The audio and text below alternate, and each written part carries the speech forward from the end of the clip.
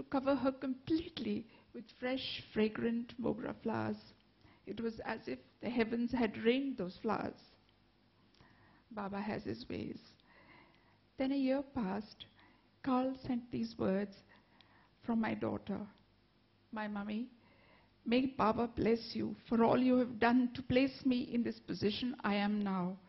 I am in a position of love, kindness, and having a choice of where my next life will be. I know that it will be a good life, Mummy, and of course you will remain with me. Carl tells me she's readied herself to become Baba's little emissary, just about to take on an assignment.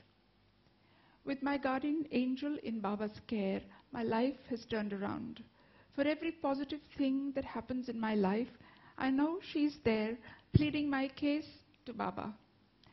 There have been ups and downs and unhappy things, but Nafisa is always there with assurances from Baba. Very often, I think of the day when I first met Nan. It's 10 years now. Since then, 10 years of being in Baba's fold, being blessed, secure, and receiving Baba's love.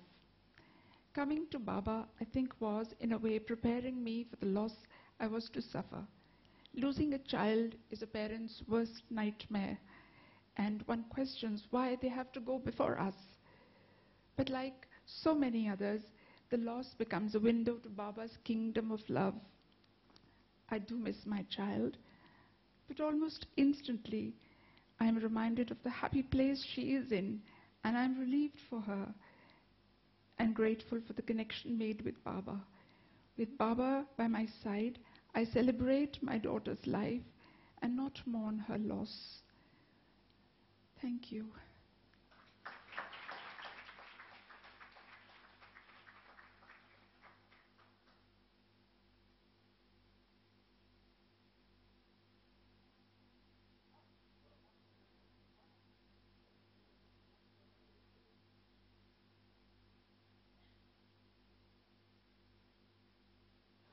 You might think that everyone who comes to Baba comes only because they lose someone. But that is not so. We have now Nita, who has written a beautiful poem for Baba. She's here to tell you all about it.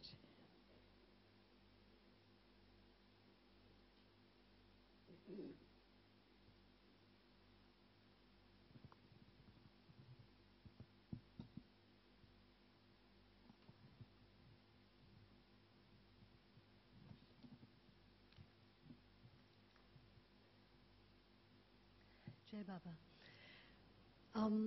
Thank you, Nani Auntie, for giving me this opportunity. I've been a silent writer for many years, and I thought this would be a wonderful opportunity to come out in the open and share some of the things that I've written. Crying out to God, asking Him where He was, and then finding Him with Meher Baba.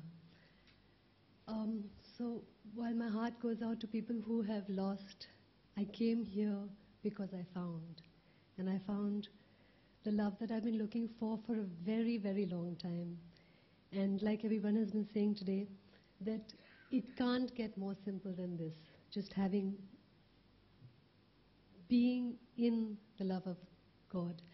But I'd just like to go back a few years actually. It was 2001 where my first poem came about, asking God. My guide, I had to stop living this dream. I realized and I crumbled, and a little of me died. I cried, I mumbled, and I pained on the inside.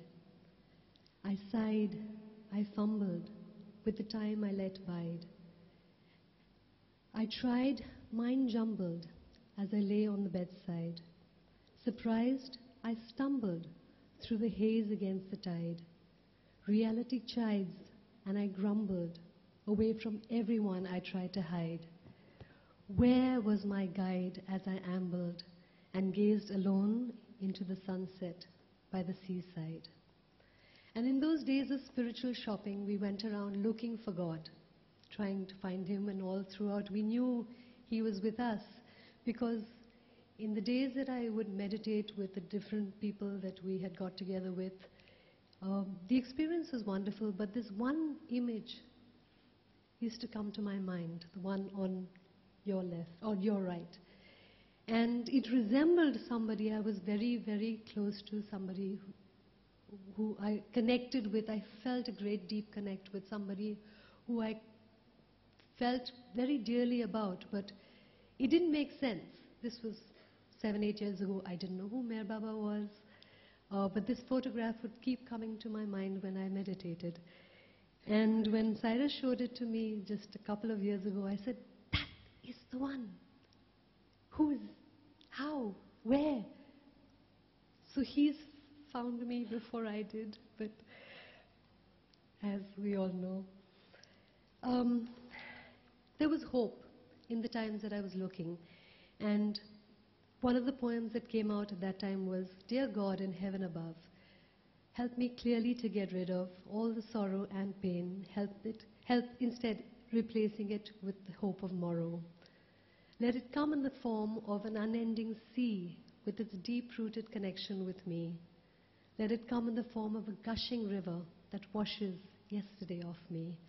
Let it come in the form of free-flowing music that I willingly allow to envelop me.